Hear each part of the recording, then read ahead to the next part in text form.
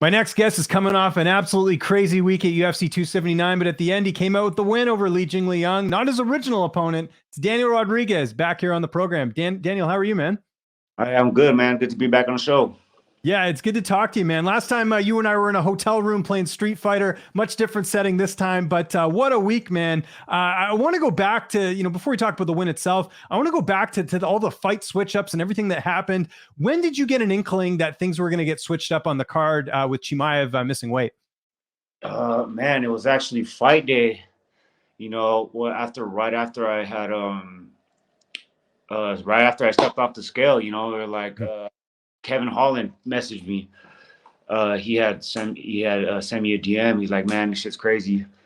And I'm like, yeah, man. I hear Khamzat missed weight, and then we started talking about,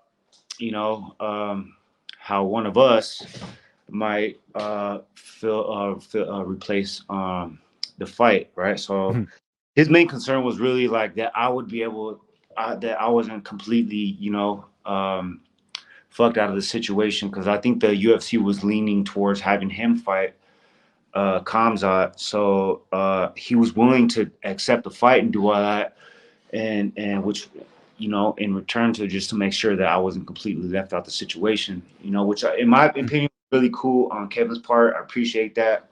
That was cool, and yeah, it was right after weigh-ins, and they're like, for a second there, I didn't even know if I was gonna fight or not, and Right. and then I hear word that fights are getting switched around, and I was left with the option of Lee, but it was really up to him whether or not to accept the fight or not, because I was obviously at a catch weight. I had already started to rehydrate and everything like that, and I probably could have cut the weight and made the weight, but fortunately Lee accepted the fight, and we got the fight. When did that actually happen, though? Like, when did you sign pen to paper against Lee? Like, how long after the weigh-ins? Was it a couple hours, or was it in the evening? When did you actually sign the fight? The papers backstage at the ceremonial weigh-ins. Oh wow. Okay, so that quickly. And you mentioned, not getting to fight. Like, I mean, what was going through your head at that time? Because I think, people probably know you were coming in off a pretty big layoff to this fight. I know you wanted to get in there. So what was going through your head when you heard about all the switch ups?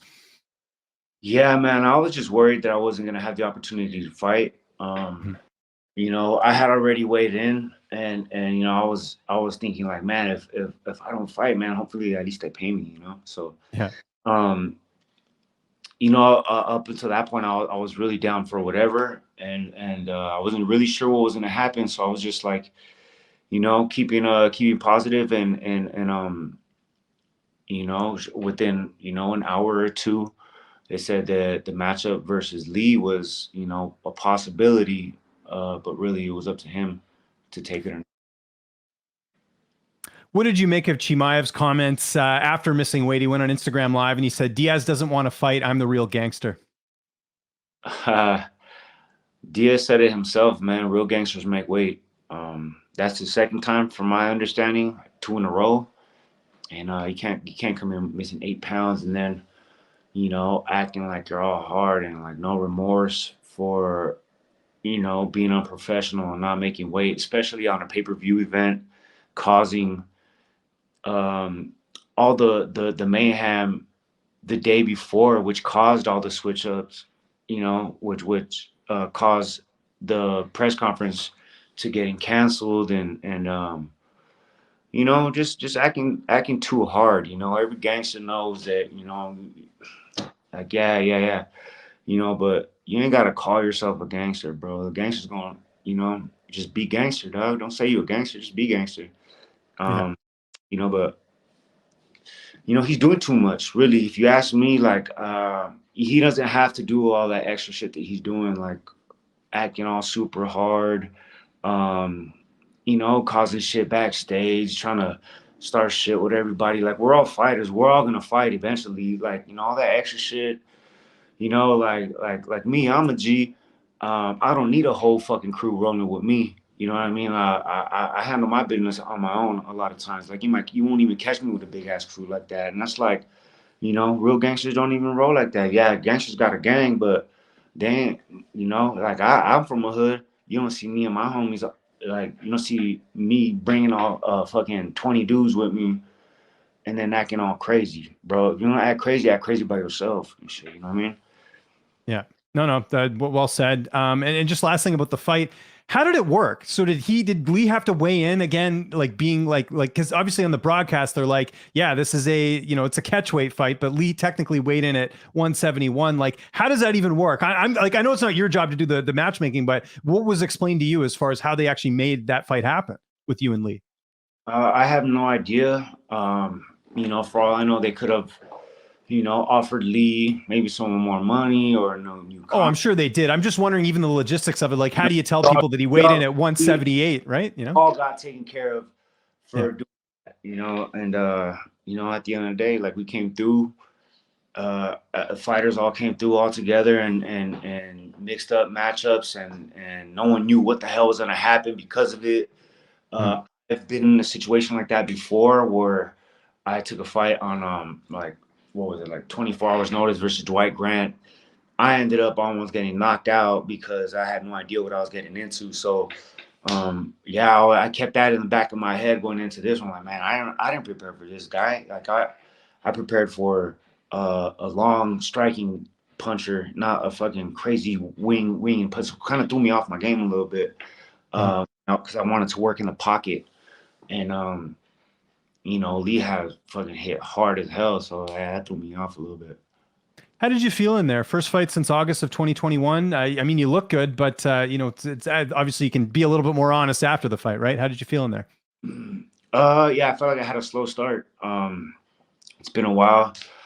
It's been a while since I've been in there. I kind of forgot how the pace feels. So that first round, I really took me a little bit to get going in that second and third round. But honestly, man, I felt great. I felt I didn't feel like I didn't gas at all. My gas tank was good.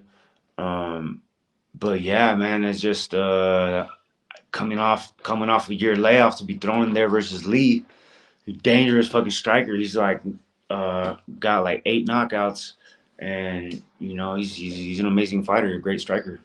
Yeah, no, it's amazing and a very close fight. I think at the end of the day, it goes to the scorecards.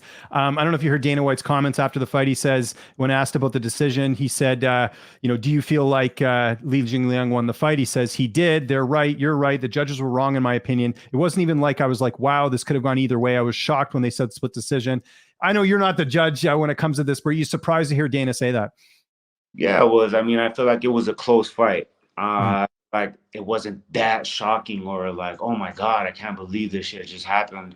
When they announced my name, it was a close fight, and I looking back at the numbers, he landed a couple more significant strikes in the first round, but the second and third, I landed more strikes. I mean, he has a takedown scored, which in my opinion is not even a takedown. Like, I head kicked him and it was at the end of the round, so that shit shouldn't even count. And, I pushed the pace. I was the one controlling the octagon. I was the one pressing the fight.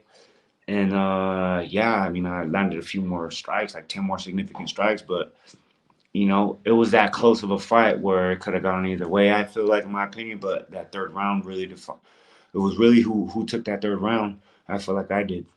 Yeah, and it's not a robbery. I mean, those rounds were close. In your head, did you have 1 and 3 on your end? Because I think people felt like he did win round 2. Yeah, one was definitely up in the air. My coach told me going into the second round, that was really close. So we're just gonna go ahead and give him that round. So, that kind of like gave me a little sense of urgency to go out there and fight. But like I said, man, that guy hit hard. I didn't want to get clipped. Definitely has knockout power. So that kind of stopped a lot of my attack, and I just decided to, fight technical and stick to a game plan. Yeah, and it all worked out, man. You got the victory there. What's been I know you're not a big social media guy, but what's been the feedback? I'm sure you're getting 2 types of messages. Okay, if I could take a guess, number one, you're probably getting messages from people upset with the decision because you got to remember people are kind of feeling bad for Lee with him, having to move up in weight and everything getting switched up, going from Tony Ferguson to a fight that he was probably going to win to this fight. And number 2. And I'm getting it too. The conspiracy theorists. Oh, you were paid to take this fight and all. Like, what do you make of that, man? How have you been dealing with all that crap on social media? Yeah, it's been a lot of social media. There's a lot of people that feel like I lost the fight. I got a lot of people saying, "Oh, you lost. You didn't win that fight. Whatever." And I don't really waste my time trying to defend it or Yeah, you anything. can't, man. You can't. It's not, you're not the judges, right? And you did your best, right? So, All at the end of that I could do, the best I could do is show you the stats. The stats mhm. will tell you that I landed more strikes, so I won the fight. And that's really all I have to say. Yeah. Have you got anyone saying that that this was the UFC's plan all along, is for Chimaev to miss weight so they could switch up the card order? Because to me, it doesn't make any sense. Chimaev's the one who looked the worst in this whole situation. Why would the UFC want Chimaev to look bad just to switch up this card? It doesn't make any sense. That they could have set that up. What happened backstage, that can't be set up by the UFC. Exactly. There's no way. There's no way. It's actually insane that it all worked out. I know. I know. It all worked out. I was like, backstage, for a second there, I didn't even know if I was gonna fight or not. So Mhm. crazy that every fighter was just switched up. It's cool to be. It was really dope to be a part of it. Yeah. No, for sure, man.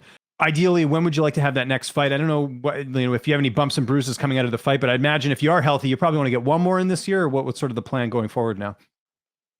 Yeah, man. Plan is to stay in shape, be ready to take these 2-week notice fights whenever possible. You never know. Brady or Bilal Muhammad might get fucking injured or fight, and now I'm in a position where I could step in and fight these dudes. Now taking out a ranked opponent definitely puts me in positions, to do that. So you never know, man. I'm gonna be ready though. Okay. And if that doesn't happen, the backup spot, any opponents come to mind? I'll tell you one fight that just jumped out at me right away just because of where you guys are in the rankings. You and Vicente Luque, how much fun would that be? Man, I was just talking about that. I feel like, that'd be a great matchup. Yeah, I could definitely see myself, winning that fight. Yeah, for sure. And before we get out of here, from one dad to another, how's the little one doing? Oh man, he's doing great, bro. He's he ain't doing much though. He just eating shit and sleeping, bro. Living the life. How's the schedule work with your girl? Like in terms of like, are you on the night shift or how have you navigated through that? Man, we take our turns. Usually when I'm done doing my workouts during the day, she'll get her little naps and stuff. But for the most part, she's been doing a great job by letting me sleep during this, past couple weeks, in preparation for this fight. Awesome. D-Rod, thanks so much for doing this. I always appreciate you taking the time. If there's anyone you want to thank before we get out of here, sponsors, social media, all that stuff, I'll give you the last word.